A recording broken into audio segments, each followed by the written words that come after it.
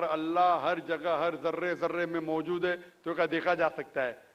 یہ ہندو فلسفی ہے کہ اللہ ہر ذرے ذرے میں موجود ہے. قرآن کے مطابق اللہ کی طاقت، اللہ کا علم سب جگہ موجود ہے. اللہ لیکن عرش پہ بیٹھے ہیں. تو یہ کہنا اللہ سب جگہ موجود ہے، یہ اسلام کی تعلیم. بسم اللہ الرحمن الرحیم. ڈاکٹر ذاکر نائک صاحب سے ہندو نے سوال کیا کہ اللہ کائنات کے ذرے ذرے میں ہے تو ہمیں نظر کیوں نہیں آتا؟ تو اس کا جو ڈاکٹر صاحب نے جواب دیا ملاحظہ فرماتے ہیں. ویڈیو کو اینڈ تک ضرور دیکھنا اور چینل کو بھی سبسکرائب کرنا. بیجناتھ گپتا جی بول رہا ہوں، اور میرا کہنا ہے کہ اللہ اگر جرے جرے میں ہے تو دیکھا جا سکتا ہے کیا؟ بھائی صاحب نے کہا کہ اگر اللہ ہر جگہ ہر ذرے ذرے میں موجود ہے تو کیا دیکھا جا سکتا ہے؟ یہ ہندو فلسفی ہے کہ اللہ ہر ذرے ذرے میں موجود ہے. قرآن کے مطابق اللہ کی طاقت، اللہ کا علم سب جگہ موجود ہے. اللہ لیکن عرش پہ بیٹھے ہیں. تو یہ کہنا اللہ سب جگہ موجود ہے، یہ اسلام کی تعلیم میں نہیں ہے، یہ ہندو کی تعلیم میں ہے. کیا آپ اللہ کو دیکھ سکتے؟ نہیں. انسان اس دنیا میں، اس زندگی میں اللہ کو دیکھ ہی نہیں سکتے.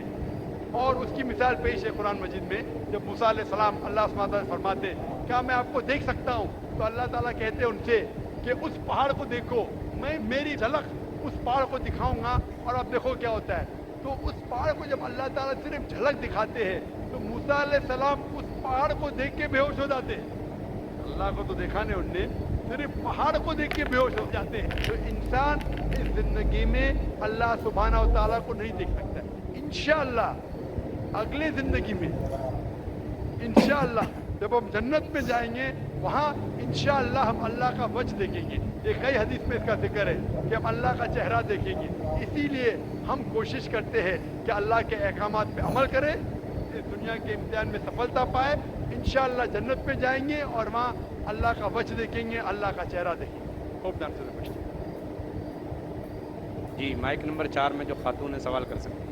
میرا نام رامیشوری شاہو ہے. میرے لڑکے نے اسلام دھرم اپنایا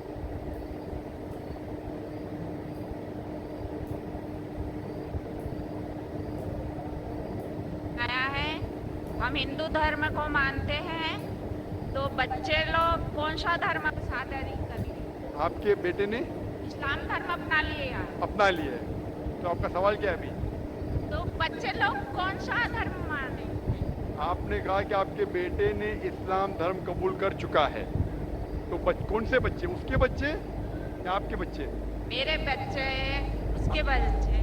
آپ نے کہا کہ آپ کے بیٹے نے اسلام دھرم قبول کر چکا ہے تو مسلم ہو گیا ہے.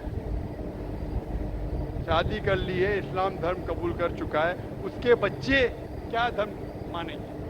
سب سے پہلے میں یہ آپ سے کہنا چاہتا ہوں کہ اللہ کے رسول فرماتے ہیں کہ ہر بچہ جب پیدا ہوتا ہے وہ دین الفطر میں پیدا ہوتا ہے. ہر بچہ چاہے وہ ہندو کے گھر میں پیدا ہو یا عیسائی کے گھر میں یا یہودی کے گھر میں، جب بچہ پیدا ہوتا ہے وہ دین الفطر میں پیدا ہوتا ہے، مطلب وہ مسلم جیسا پیدا ہوتا ہے. مسلم کے معنی جیسے میں نے کہا ہے، مسلم کے معنی اپنی زندگی اللہ کے احکام کے مطابق بسر کرنا. تو جب بچہ پیدا ہوتا ہے اس کی ساری خواہش اللہ کے مطابق ہے. تو ہر بچہ جب پیدا ہوتا ہے، چاہے مسلمان کے گھر میں پیدا ہو، چاہے ہندو کے گھر میں پیدا ہو، چاہے عیسائی کے گھر میں پیدا ہو، چاہے یہود کے گھر میں پیدا ہو، وہ پیدا ہوتا ہے مسلم جیسا، وہ مسلم ہوتا ہے. اس کے بعد اللہ کے رسول فرماتے کہ اپنے والدین کے ذریعے، اپنے ٹیچر کے ذریعے، اپنے دوستوں کے ذریعے ہو سکتا ہے وہ شرک کرنے لگے، وہ آگ کی عبادت کرنے لگے، اس وقت وہ غیر مسلم ہوتا ہے. اسی لیے اگر کوئی غیر مسلم بنتا ہے، convert is a wrong word. Convert کہنا غلط لفظ ہے. کنورٹ مطلب ایک طریقے سے دوسرے طریقے جانا. صحیح لفظ ہے ریورٹ. ریورٹ مطلب وہ اصل میں مسلمان تھا، پھر غیر مسلم بنا، پھر سے مسلمان بنا. اسلامی تعلیمات کے مطابق ہر انسان جب پیدا ہوتا ہے مسلم پیدا ہوتا ہے. آپ نے کہا کہ آپ کے بیٹے نے اسلام قبول کر چکا ہے، شادی کر چکا ہے، بچہ کیا ہے؟ بچہ مسلم ہوگا. وہ الگ بات ہے. اگر اس بچے پہ کوئی دباؤ ہے یا کوئی غلط हिदायत दी जाएंगी, हो सकता है वो बुत परस्ती करने लगे, हो सकता है वो आग की इबादत करने लगे, फिर वो मुस्लिम से गैर मुस्लिम होगा। हर बच्चा जो पैदा होता है वो मुस्लिम पैदा होता है, अल्लाह के अहकामात के ऊपर अमल करता है, उसके बाद बड़े होने के बाद दूसरे के इन्फ्लुएंस की वजह से शायद वो गलत रास्ते पे जा सकता है, लेकिन हर बच्चा पैदा होता है मुस्लिम जैसा। होप नाम से माइक नंबर 5 में अगर कोई खातून हूँ गैर मुस्लिम तो सवाल करें, नहीं तो माइक नंबर 1 में एक गैर मुस्लिम भाई हमारा इंतज़ार कर रहे हैं। जी ठीक है, माइक नंबर 2 से सवाल कर लीजिए। Namaste, my name is Pratik Sriranga Barge and I am student of 11th standard and I am in Swami Vivekananda College, Chembur. First of all, I would like to say this is my first time to attend this type of event and I am glad to say मुझे sir जी का जो speech था वो बहुत अच्छा लगा और मेरे मन में इस्लाम धर्म के बारे में जो गलत फहमियाँ थी वो एक चुटकी में ख़त्म हो गई। और मेरा पहला सवाल सर जी से ये है कि भगवान और अल्लाह एक ही है, और मेरा दूसरा सवाल ये है कि अगर पहले एक सवाल का जवाब ये कर लीजिए, फिर इंशाल्लाह दूसरा सवाल करें। भाई साहब ने कहा कि वो पहली बार ऐसे मजमे में मौजूद है और बहुत खुश है, एक चुटकी में उसके सारे गलत फहमियाँ इस्लाम की दूर हो गया। अल्हम्दुलिल्लाह, अल्लाह ताला आपको हिदायत दे। और उसका सवाल है कि क्या भगवान और अल्लाह एक ही है? इस सवाल के दो रुख हो सकते हैं, दो रुख। आप कॉमर किधर लगाते वो इम्पोर्टेंट है। अल्लाह और भगवान एक है? हाँ, एक है, एक ही, दो तो नहीं। अगर कहेंगे कि अल्लाह और भगवान यकसा है तो सवाल दूसरा रुख ले लेता है। इसका जवाब अगर आप पूछना चाहते हैं कि अल्लाह और भगवान एक है तो बेशक एक है। अगर आप पूछना चाहते हैं जो अल्लाह और भगवान, जो हिंदू लोग जो भगवान में मानते हैं और मुसलमान जो अल्लाह में मानते वो एक है, तो मेरा जवाब इसमें ये कि अगर आप सही तरीके से हिंदू धर्म की किताबों का मुताला करेंगे और सही तरीके से इस्लाम धर्म की किताब का मुताला करेंगे तो दोनों यकसा है, वही है। लेकिन अगर जो मजहब के धर्म अधिकारी है उनकी बात सुनेंगे जो किताबों के हवाले से दूर है, किताब के पैगाम से दूर है, तो हो सकता है आपको गलत राय मिलेंगी। जैसे मैंने फरमाया था मेरे तकरीर में कि कुरान में लिखा है सूरह इखलास में सूरह नंबर 112 आयत नंबर 1 में कुल हुवल्लाहु अहद, कहो कि अल्लाह एक है।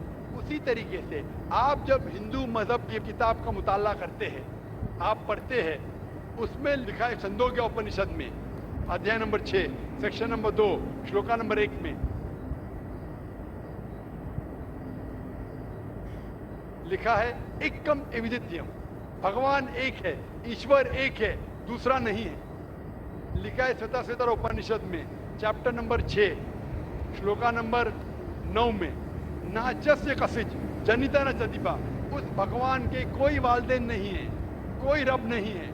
भगवान का कोई माँ नहीं है, कोई वालिद नहीं, कोई सुपीरियर नहीं है। लिखा है श्वेताश्वेतर उपनिषद में चैप्टर नंबर 4 श्लोका नंबर 19 में नात्यस्य प्रतिमा अस्ति, उस ईश्वर की कोई प्रतिमा नहीं। प्रतिमा का मतलब है अक्स, painting, picture, portrait, statue, idol.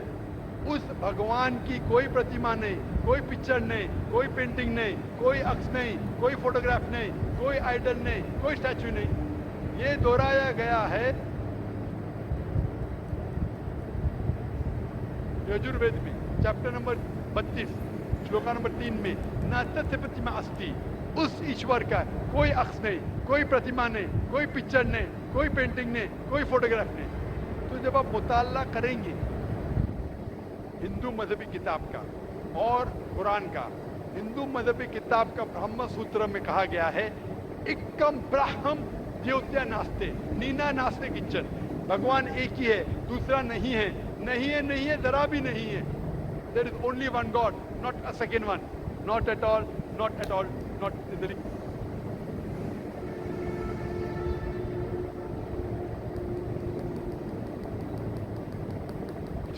तो खालिक, मालिक, ईश्वर, भगवान, अल्लाह का कोई अक्स नहीं, कोई पेंटिंग नहीं, कोई मूर्ति नहीं, कोई फोटोग्राफ नहीं।